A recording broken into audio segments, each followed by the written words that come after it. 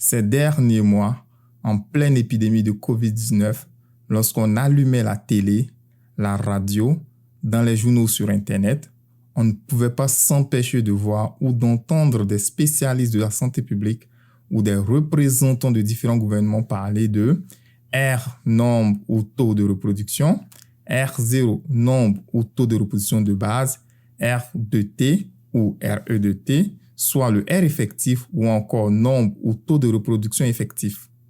C'est comme si on participait à une chasse dans laquelle le précieux gibier serait le bon R. L'évolution de ce nombre en fonction du temps était présentée sur de nombreux sites Internet par pays, comme le site de Our World in Data. Ainsi donc, à travers les données du Canada, du Japon, de la France ou de l'Afrique du Sud, on peut voir que ce nombre variait au cours du temps et oscillait autour de 1, avec une variation allant de 0,5 à 2,5 la très grande majorité du temps. Mais c'est quoi concrètement ce fameux nombre? Pour commencer, intéressons-nous au R0. Le R0, ou nombre de reproduction de base, représente le nombre moyen de nouveaux infectieux qu'une personne infectieuse va générer en moyenne durant sa période contagieuse dans une population sans aucune protection immunitaire vis-à-vis de l'agent pathogène.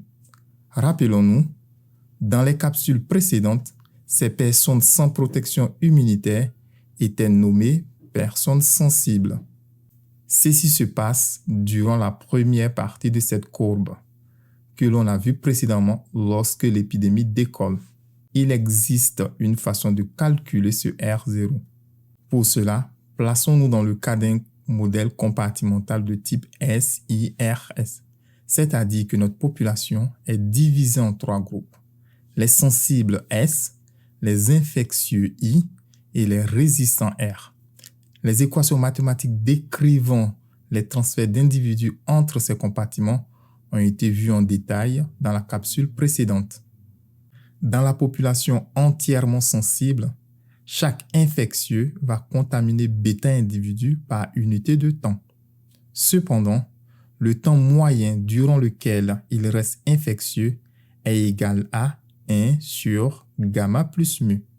En effet, gamma plus mu représente les coefficients de sortie du stade infectieux par la guérison ou par la mort. Et le temps moyen dans ce compartiment est égal à l'inverse de la somme des coefficients de sortie, soit 1 sur gamma plus mu.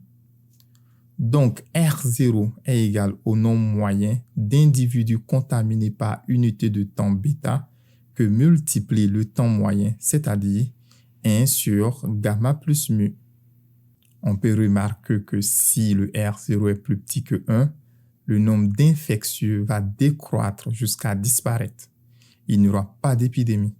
Par contre, s'il est plus grand que 1, on aura une augmentation du nombre d'infectieux qui provoquera une épidémie. On comprend donc que la valeur 1 pour R0 est une valeur seuil.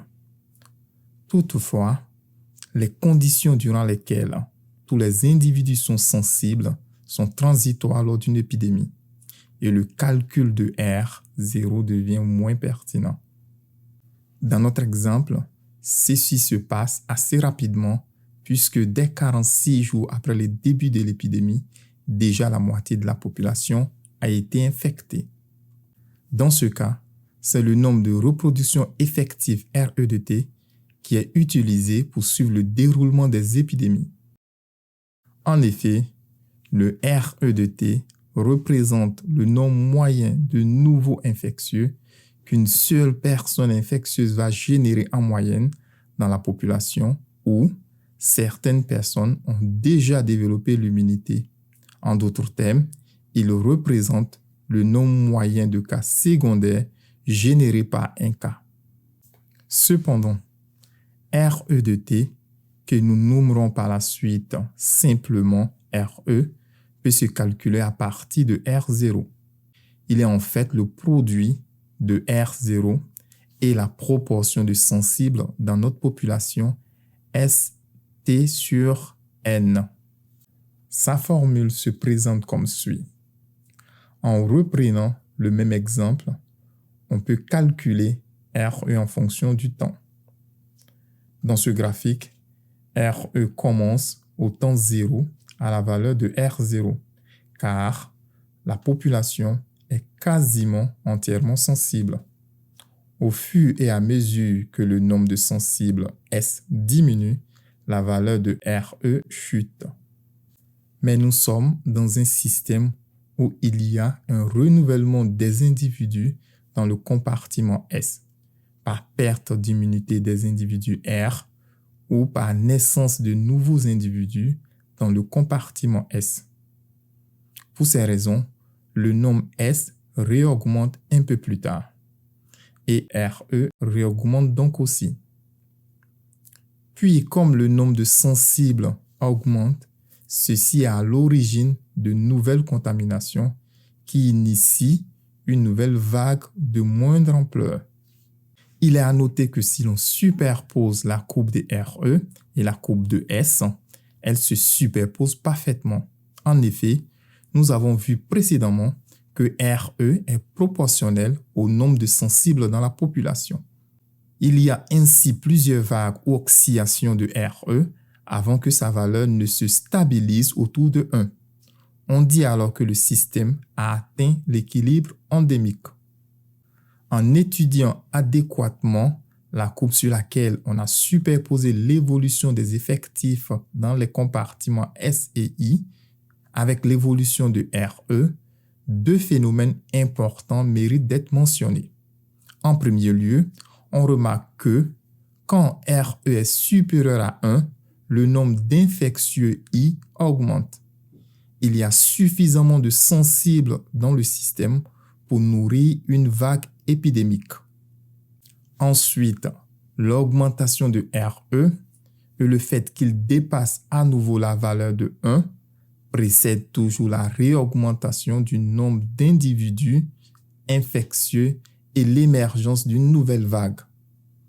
Donc, surveiller l'évolution temporaire de RE alerte sur les prochaines vagues épidémiques. Durant l'épidémie de COVID-19, le nombre de nouveaux cas et le RE ont été suivis dans la grande majorité des pays. Nous les avons représentés pour 3 pays localisés dans 3 continents différents: le Canada, la Côte d'Ivoire et la France. Nous pouvons noter que les périodes où RE est supérieur à 1 coïncident toujours avec des moments où le nombre de nouveaux infectieux augmente en préparation d'un nouveau pic. Par exemple, pour le Canada, il y a eu 4 périodes durant lesquelles le R effectif était supérieur à 1, entre mars et mai 2020, entre août et décembre 2020, puis entre février et mars 2021, et enfin entre juillet et septembre 2021. Ces périodes correspondent avec des moments où le nombre de cas augmentait.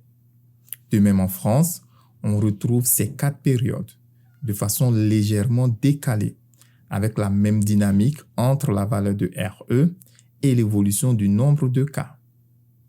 Finalement, pour la Côte d'Ivoire, on observe seulement 3 périodes, plus longues que celles observées en France ou au Canada, qui se sont déroulées de mars à juillet 2020, puis de novembre 2020 à mars 2021, puis de juin à septembre 2021.